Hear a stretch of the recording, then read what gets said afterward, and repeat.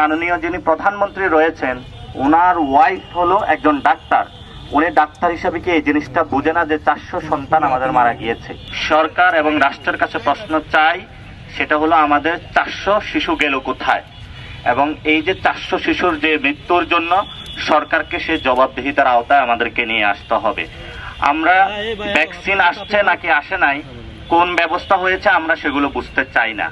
তাহলে মাননীয় যিনি প্রধানমন্ত্রী রয়েছেন ওনার ওয়াইফ হলো একজন ডাক্তার। উনি ডাক্তার হিসাবে কি এই জিনিসটা বুঝে না যে 400 সন্তান আমাদের মারা গিয়েছে? গতকালকে দেখলাম কড়াইল বস্তিতে যারা অটিজম শিশু তাদেরকে নিয়ে উনি প্রোগ্রাম করেছেন। আমরা তো একটা বারে ওনাকে দেখলাম না যে উনি এই দাবিটা তুলক যে আমার হাজবেন্ড হলো শিশুদের নিরাপত্তা দিতে পারছে না, আপনারা আমার পক্ষে এসে দাঁড়ান, আমি এটার জন্য আন্দোলন করতে চাই। আপনি যখন ওয়াইফ হিসাবে আচরণ করবেন এবং বাংলাদেশের নাগরিকদেরকে বঞ্চিত করবেন, তখন আপনি হয়তোবা ক্ষমতা দিয়ে কিছু চর্চা করতে পারবেন, কিন্তু সেই জায়গাটা আমরা যেতে পারবো না। এজন্য আমরা আগে দাবি তুলেছিলাম বাংলাদেশে একটা সংস্কার বাস্তবায়ন হোক, যে বাস্তবায়নের মধ্যে স্বাস্থ্য চিকিৎসা থেকে শুরু করে পুরো বাংলাদেশের আমূল পরিবর্তন হবে।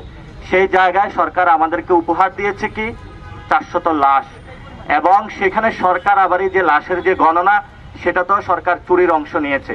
কারণ 60% হলো হামেতে মৃত্যুবরণ করেছে, 40% যে ভ্যারিয়েন্টগুলো আমরা এখনো ক্ল্যারিফাই করতে পারি নাই, সেখানেও আমরা প্রবাবলি সিনড্রোমগুলো ধরতে পারি যে সেখানেও হলো হামের উপসর্গ থাকতে পারে এবং তারাও হামে মারা যেতে পারে, অর্থাৎ সংখ্যাটা আরো অনেকাংশে বাড়বে। তো আজকে যারা এই প্রোগ্রামটা নিয়েছেন, প্যাকের রাতুল ভাই, আজকে এখানে আরমান ভাই এবং ইসাক ভাই, এখানে ওনারা 3 দিন ধরে অবস্থান করছিলেন এই স্বাস্থ্যগত সমস্যা পরিবর্তনের জন্য, এবং আজকে ওনারা একটি প্রোগ্রাম নিয়েছেন। আমরা মনে করি কোয়ান্টিটি বড় বিষয় না, কোয়ালিটি হলো বড় বিষয়, অর্থাৎ আপনি যৌক্তিক কোনো বিষয়ে কথা বলছেন কিনা।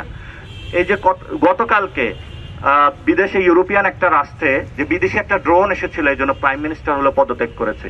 বাংলাদেশের প্রাইম মিনিস্টারও লজ্জা নাই, স্বাস্থ্য যিনি মন্ত্রী তারও লজ্জা নাই, স্বরাষ্ট্রমন্ত্রীরও লজ্জা নাই। এই লজ্জাহীনদের জগতে আমরা অসভ্যদের জগতে বসবাস করছি। এই অসভ্যদেরকে ঠিক করতে আজকে আমাদের গায়েবানা জানাজা এবং এই সভ্যতার লড়াই। ধন্যবাদ সবাইকে। আসসালামু আলাইকুম।